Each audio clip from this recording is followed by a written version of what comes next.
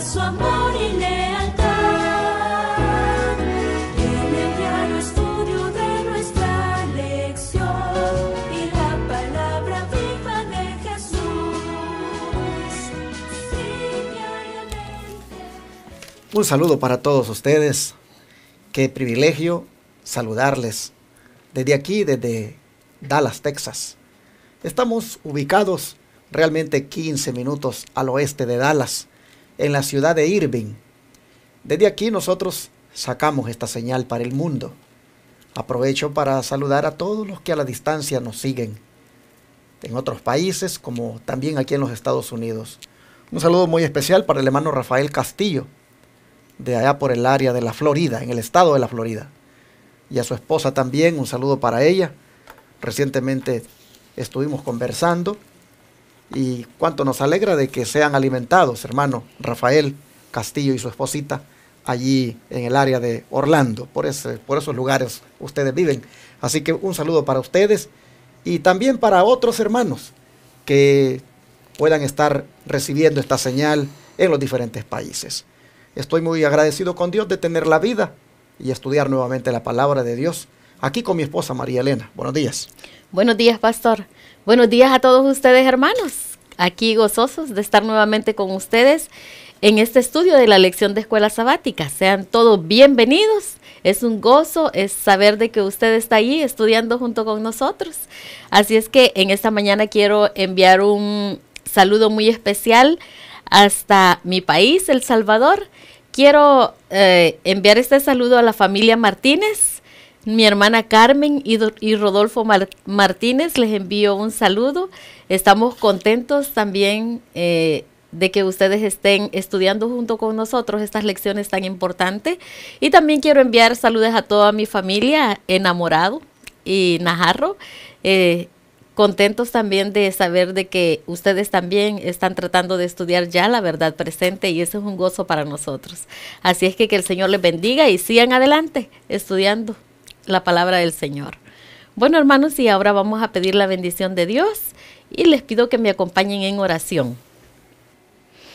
Bendito Padre Celestial, contigo estamos agradecidos en esta hermosa mañana, Señor, por este nuevo día lleno de oportunidades que tú nos das, Padre, para que podamos ver tu misericordia y tu bondad, Padre, y nuestra fe pueda crecer.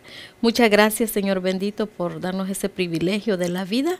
Ahora, Padre, pedimos que tu Espíritu Santo venga a nosotros y nos instruya a través de tu santa palabra, que tu Espíritu Santo, Señor, nos haga entender, Señor, ¿qué deseas tú de nuestra vida, Padre? Que lo que más tú quieres es que nosotros seamos obedientes. Querido Padre Celestial, bendícenos, quédate con nosotros, Padre, porque lo agradecemos y lo pedimos en el nombre de Jesús. Amén. Amén. Amén. Hemos estado estudiando en los pasados 3 días acerca de la fe impresionante que manifestó Caleb en los primeros años de la vida en Canaán. Pero hoy miraremos que las tribus de Rubén, Gad y la media tribu de Manasés, al compartir unidos las cargas con el resto de las tribus, también ejercieron fe. ¿Y dónde estaban ubicadas esas tribus, María Elena? Bueno, vamos a ver dónde estaban ubicadas, buscando en nuestras Biblias el libro de Números, capítulo 34, versículo 14 y 15. Número 34, 14 y 15, y nos dice: porque la tribu de los hijos de Rubén, según las casas de sus padres, y la tribu de los hijos de Gad, según las casas de sus padres, y la media tribu de Manasés, han tomado su heredad. 2 tribus y media tomaron su heredad a este lado del Jordán, frente a Jericó, al oriente, al nacimiento del sol. Interesante que ya la tribu, básicamente 2 tribus y media, ya les habían dado la heredad a ellos. Esta dice que son la tribu de Rubén, la tribu de Gad y la media tribu de Manasés. Interesante, ellos básicamente son los que se quedaron en el lado oriente. Ellos son los que se quedaron ahí, ¿verdad? Y habían recibido su herencia. Bueno, hermanos, estas 3 tribus, yo digo que ejercieron fe, igual que Caleb. Porque, si ustedes ven, enviaron sus hombres de guerra para que fueran al occidente con las otras 9 tribus y media a conquistar las tierras de ellos. Y como ellos sabían que efectivamente lograrían conquistar la tierra y luego regresarían para disfrutar de la de ellos. Sin duda, hermanos, ellos lo sabían por fe. Pero ¿por qué razón, María Elena, estas 2 tribus y media tomaron posesión de la herencia allí al oriente, antes de cruzar el Jordán? ¿Por qué razón, según el don profético? Vamos a ver qué nos dice. Libro de Patriarcas y Profetas, las páginas 554 y 555 nos dice que 2 de las tribus de Israel, Gad y Rubén, con la mitad de la tribu de Manasés, habían recibido su heredad antes de cruzar el Jordán. Para un pueblo de pastores, las anchas llanuras de las tierras, altas y valiosos bosques de Galaad y de Basán, que ofrecían extensos campos de pastoreo para sus rebaños y manadas, tenían atractivos que no podían encontrarse en la propia Canaán, y las 2 tribus y media, deseando establecerse en esa región, se habían comprometido a proporcionar su cuota de soldados armados para que acompañaran a sus hermanos al otro lado del Jordán y participaran en todas sus batallas hasta que todos entraran en posesión de sus respectivas heredades. Interesante, hermanos, que estas tribus, pienso yo que eligieron ese lugar porque eran unas tribus tan grandes, y no solo esas, sino que tenían muchos animales, y ellos habían visto que esa era una tierra muy fértil, era mucho campo, había mucha comida para sus animales, y posiblemente esa tierra era la que soportaba básicamente toda esa gran población. Exactamente, y dice que la obligación de ir los soldados de esas tribus con las otras a conquistar sus tierras al occidente, es decir, al otro lado del río Jordán, esa misión, dice, la cumplieron fielmente. Esta obligación, dice, había cumplido fielmente. Hermanos, Rubén bien podría pues ya decir, bueno, y a nosotros, ¿qué nos interesa? Avanzar con nuestros hermanos al otro lado, ayudarles a ellos, ya tenemos nuestra área aquí, y muy bonita, por cierto, un lugar de viñedos. Igual podía decir Gad, ¿qué tenemos nosotros que ir a hacer allí con estas hermosas tierras de Galaad y los valles de Sarón, fértiles para las rosas? Y bien podría decir Manasés lo mismo, aquí estamos bien nosotros con estos valles de Basán, estas tierras que son prósperas para el ganado. Hermanos, allí en esos pastos de Basán, allí se daban el lujo los animales, pues de engordarse con el pasto que había. Por eso cuando el profeta Amós se refería a las mujeres de Israel, aquellas mujeres corruptas, aquellas mujeres que prácticamente descarriaban a sus maridos, él se refería a ellas como vacas de Basán, les decía, en el sentido de que solo estaban para engordarse, para sus lujos, para sus placeres, y no les importaba hacer la voluntad de Dios.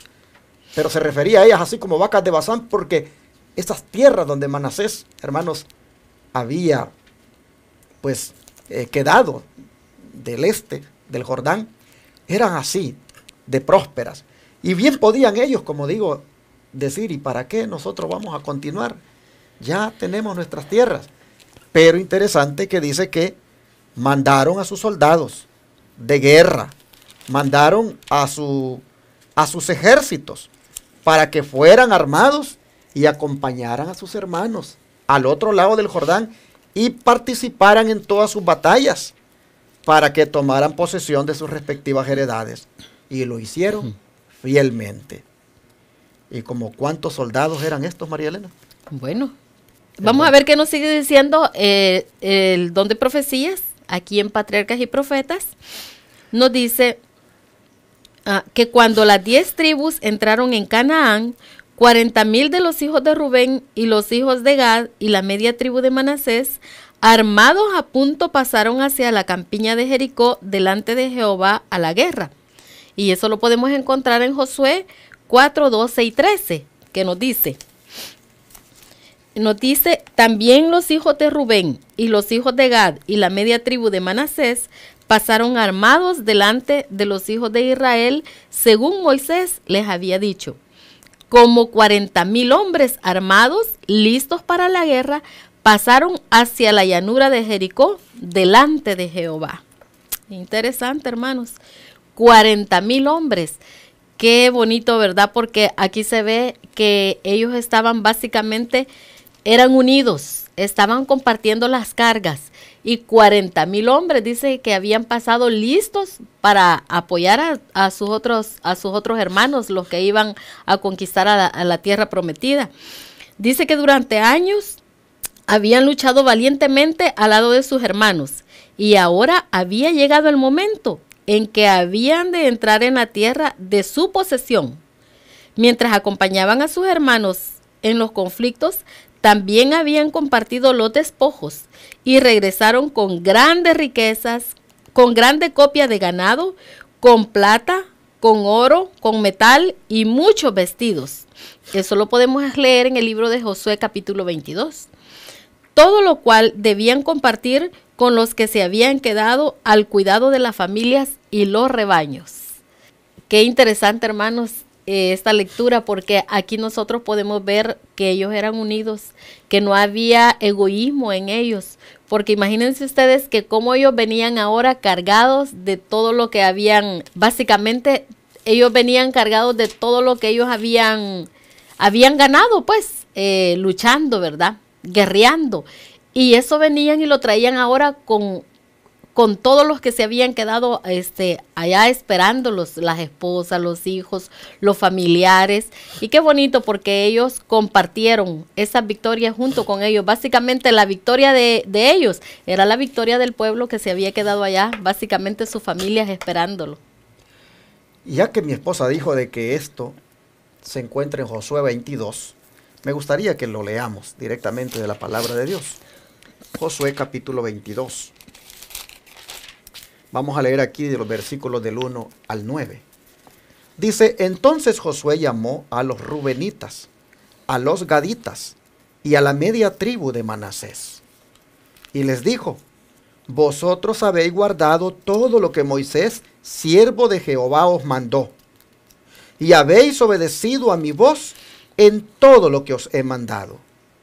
No habéis dejado a vuestros hermanos en este largo tiempo hasta el día de hoy, sino que os habéis cuidado de guardar los mandamientos de Jehová vuestro Dios. ¿Qué te parece, María Elena, acerca de lo que se dice de estos rubenitas, gaditas y media tribu de Manasés en cuanto a los mandamientos? Qué bonito, porque sí obedecían, eran obedientes. Exactamente. Y esa misma obediencia los llevaba a ser unidos, a no tener egoísmo, sino de que básicamente ponían en práctica esos mandamientos.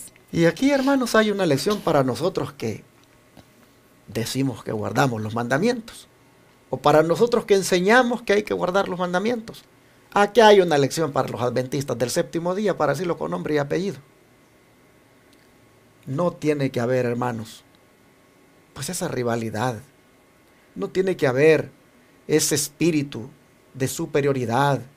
No tiene que haber, hermanos, esa envidia inclusive. Tiene que haber esa cooperación. Tiene que haber, como dice la lección de hoy, ese compartimiento de las cargas. En la iglesia no debería de haber entre los miembros ese espíritu donde cada quien vela por lo que le importa a sí mismo, sino que también debería de preocuparse por sus hermanos. Deberíamos preocuparnos por nuestros hermanos. Deberíamos tener el espíritu de los rubenitas, de los gaditas y de los de la media tribu de Manasés, que aunque tenían ya sus heredades y eran tierras prósperas, como sea, fueron a arriesgar su vida por sus hermanos. Aquí nosotros miramos que Josué los ha llamado porque ha llegado el momento que ellos regresen. Ha llegado el momento de que ellos se vayan allá con sus familias y los ha llamado y les ha dicho, ustedes han guardado todo lo que Moisés mandó. Ustedes han obedecido los mandamientos. Ustedes no han dejado a sus hermanos. Ahora pues, les dice versículo 4, que Jehová vuestro Dios ha dado reposo a vuestros hermanos. Es decir, ahora que ya ellos tienen sus propiedades también, como lo había prometido, volved, les dice, regresad a vuestras tiendas, a la tierra de vuestras posesiones, que Moisés, siervo de Jehová, os dio al otro lado del Jordán. Solamente les dice, que con diligencia cuidéis de cumplir el mandamiento y la ley que Moisés, siervo de Jehová, os ordenó. Que améis a Jehová vuestro Dios y andéis en todos sus caminos, que guardéis sus mandamientos y le sigáis a él y le sirváis de todo vuestro corazón y de toda vuestra alma. Y bendiciéndolos Josué, los despidió y se fueron a sus tiendas. Pero qué interesante, hermanos, cómo Josué les encomienda el que mantengan la actitud que han tenido, el espíritu que han tenido, esa cualidad de obedientes a los mandamientos de Dios y de servir al Señor que han manifestado. Josué les dice, no la pierdan, sigan manteniendo eso. Y eso, hermanos, es lo que nosotros necesitamos en este tiempo. Siempre no hay lección que no lo diga. Estamos preparándonos para ir a la Canaán celestial. Estamos preparándonos para poseer la tierra nueva. Y estos consejos que fueron dados a los rubenitas, gaditas y media tribu de Manasés, también, hermanos, son para nosotros. Es decir, cuidemos nosotros también de ser fieles a Dios, de obedecer sus mandamientos, de seguir siendo unidos. Miren qué interesante, aunque vivieran al otro lado del río, Josué se asegura de que el espíritu que han mantenido aquí, junto con las otras 9 tribus y media, lo sigan manteniendo ellos allá, y que sigan a Dios, les dice. Hermanos, nosotros también, no importa si pertenecemos a una iglesia de hogar, si pertenecemos a una iglesia que se reúne en un edificio. Miren, finalmente, si ustedes están en la corporación, si ustedes están donde estén, hermanos, si ustedes son sinceros de corazón, si ustedes verdaderamente entienden qué es lo que Dios pide para nosotros en este tiempo, hermanos, no perdamos esa actitud. Sigamos siendo fieles, sigamos obedeciendo los mandamientos, no transgredamos los mandamientos, no pisoteemos el santo sábado. Hermanos, sigamos con este espíritu que estos manifestaron en aquella ocasión. Bueno, dice que Josué los bendijo y ellos se fueron. Pero noten, el verso 7 dice, también a la media tribu de Manasés había dado Moisés posesión en Basán, mas a la otra mitad dio Josué heredad entre sus hermanos a este lado del Jordán, al occidente, y también a estos envió Josué a sus tiendas después de haberlos bendecido. ¿A quiénes? A los de la media tribu de Manasés. Y les habló y les dijo, vuélvanse a sus tiendas con grandes riquezas, con mucho ganado, con plata, con oro y con bronce y muchos vestidos, y compartan con sus hermanos el botín de sus enemigos. Y así dicen los hijos de Rubén y los hijos de Gad y la media tribu de Manasés, se volvieron, separándose de los hijos de Israel desde Silo, que está en la tierra de Canaán, para ir a la tierra de Galad, a la tierra de sus posesiones, de la cual se habían posesionado, conforme al mandato de Jehová, por conducto de Moisés. Noten cómo él compartían todavía, y les dice Josué, compartan con sus hermanos. Aquí nosotros vemos, hermanos, que como pueblo remanente, como parte de ese Israel espiritual, no deberíamos de manifestar otra actitud más que esta. Una actitud de compartir las cargas con nuestros hermanos, de sobrellevar los unos las cargas de los otros, como dice el libro de Gálatas. Bueno, lo voy a leer más bien, Gálatas 6:12, lo voy a leer aquí, porque esto es lo que hicieron estos rubenitas, gaditas y la media tribu de Manasés. Dice el libro de Gálatas, capítulo 6, verso 2. Dice, Sobrellevad los unos las cargas de los otros y cumplid así la ley de Cristo. Estos hermanos compartieron, sobrellevaron los unos las cargas de los otros, cumplieron con la ley de Cristo, que es la ley del amor. Así, hermanos, somos enseñados, somos exhortados en esta mañana a que también nosotros compartamos las cargas con nuestros hermanos, con nuestros prójimos. Ya quitémonos nosotros, hermanos, esa manera egoísta de vivir. Estemos pendientes de nuestros hermanos, sepamos a ver cómo la están pasando, averigüemos si necesitarán algo. Necesitamos nosotros, hermanos, manifestar el Espíritu si queremos realmente tener el privilegio de poseer la tierra. Es necesario también nosotros seguir la ley de Cristo, como la siguieron aquí los rubenitas, gaditas y la media tribu de Manasés. Bueno, esto es algo de lo que faltaba también tocar, como dentro de las primeras cosas que ocurrieron en los primeros años de la vida en Canaán. Pero hubo algo más, María Elena. ¿Qué más ocurrió en los primeros años de la vida en Canaán? Bueno, vamos a ver qué ocurrió leyendo el libro de Josué, capítulo 4, versículo 19. Luego vamos a leer el capítulo 10, versículo 6. Primero Josué 4, 19. Y 4:19 nos dice, y el pueblo subió del Jordán el día 10 del mes primero y acamparon en Gilgal, al lado oriental de Jericó. Y luego ahora el capítulo 10, versículo 6 nos dice, entonces los moradores de Gabaón enviaron a decir a Josué al campamento en Gilgal, no niegues ayuda a tus siervos, sube prontamente a nosotros para defendernos y ayudarnos, porque todos los reyes de los amorreos que habitan en las montañas se han unido contra nosotros. Interesante. Ustedes aquí pueden notar que otra de las cosas que sucedieron en los primeros años de la vida en Canaán fue prácticamente, ¿qué cosa, María Elena? Fue básicamente el establecimiento del primer cuartel general. Exactamente, de la nación de Israel. Ustedes pueden ver que fue establecido, dice, en Gilgal. Bueno, a mí me llamó la atención cuando leímos aquí el verso 19 de este capítulo 4, que dice que eso ocurrió el día 10 del mes primero. Yo les pregunto, ¿y qué se celebraba el mes primero? ¿Acaso no era la Pascua? ¿Cuánto se comía el cordero? El 14. El 14 del mes primero. El 14 del mes de Aviv. Miren ustedes cómo Dios hace las cosas. Dios les permite que lleguen a Gilgal 4 días antes. El 10 del mes de Aviv, Dios les permite que lleguen allí. Y lo primero que hacen allí es, hermanos, celebrar la Pascua. ¿Acaso no dice así el don profético, la última nota? Así dice. Nos dice que en el primer campamento en Canaán, Josué circuncidó a los hijos de Israel y los hijos de Israel asentaron el campo en Gilgal y celebraron la Pascua. Y el Señor le declaró a Josué, hoy he hecho rodar de entre vosotros el oprobio en Egipto. Eso nos dice Josué 5:9. Y en alusión a este gran acontecimiento llamaron el lugar de su campamento Gilgal, o sea, rodadura. Esto nos dice básicamente el Patriarcas y Profetas, siempre en la página 519.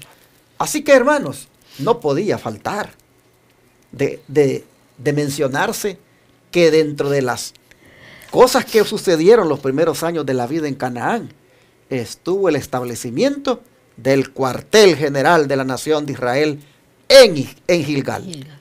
Pero cómo Dios, hermanos, hace las cosas pero en su tiempo, que quiere también que celebren la Pascua, para recordarse de cómo ellos habían sido liberados de la esclavitud egipcia. Pero también el Señor ordena que se circunciden, que era la señal de que pertenecían al pueblo de Dios. Ese día dice que se circuncidaron, que se celebró la Pascua. Ese día dice, hermanos, se les quitó el oprobio.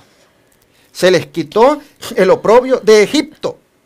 Es decir, la vergüenza de Egipto, la deshonra de Egipto, el hecho de haber sido esclavos por tanto tiempo, ese día se les quitó esa deshonra, se les quitó esa vergüenza, porque ahora eran libres por Cristo Jesús. Amén. Jesús los había libertado. Celebraron la Pascua en señal de liberación. Se circuncidaron en señal de que pertenecían a Dios. El oprobio se les quitó. Y allí, por eso dice, se le llamó Gilgal, que quiere decir rodadura.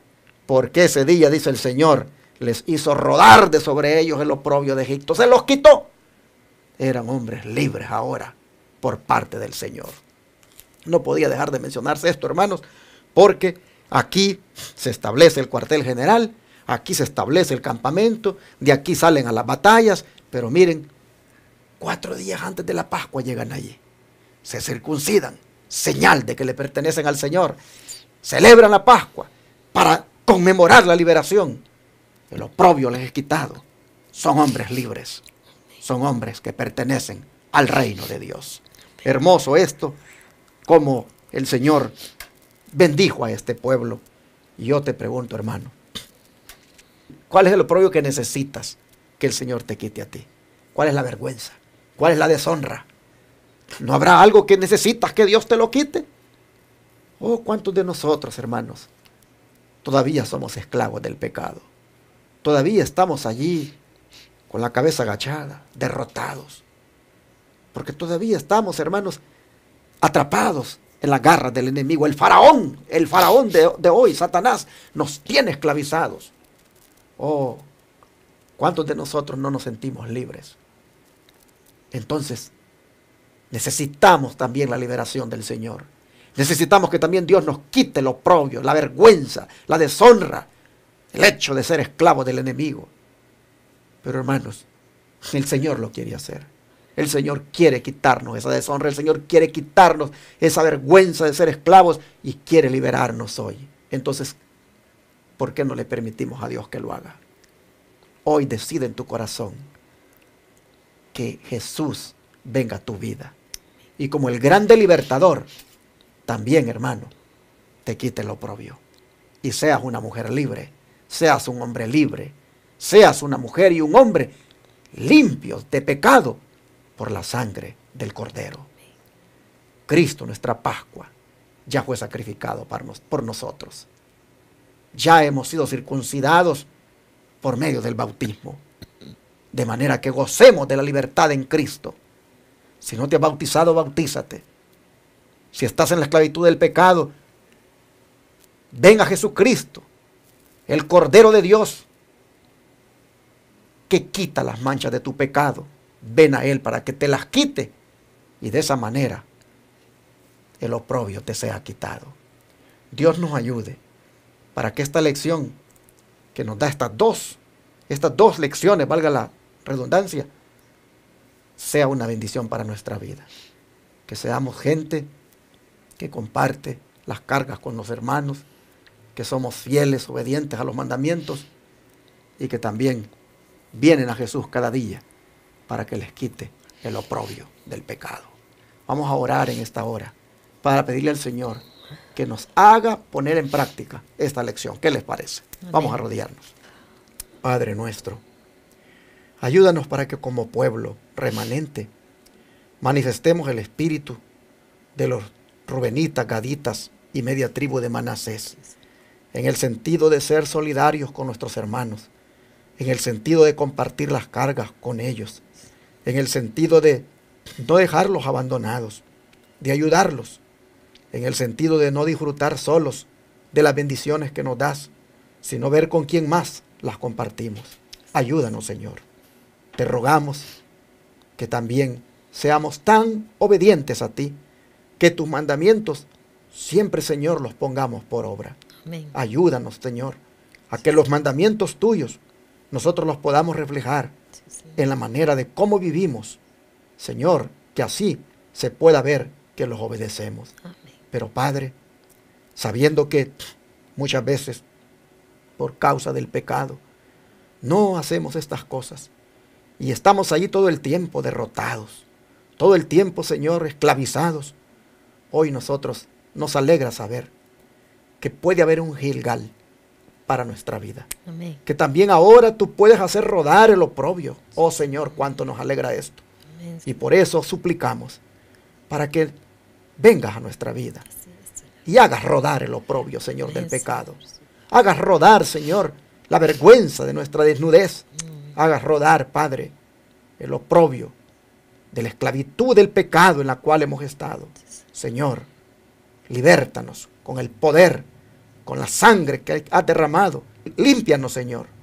Oh Padre, en esta hora te pedimos que haya un Gilgal para nosotros, Amén. en el sentido de que disfrutemos de tus bendiciones. Amén. Así, Padre, te lo pedimos en el nombre de Jesús. Amén. Amén, Padre. Todo fiel discípulo del buen Jesús demostrará su amor y le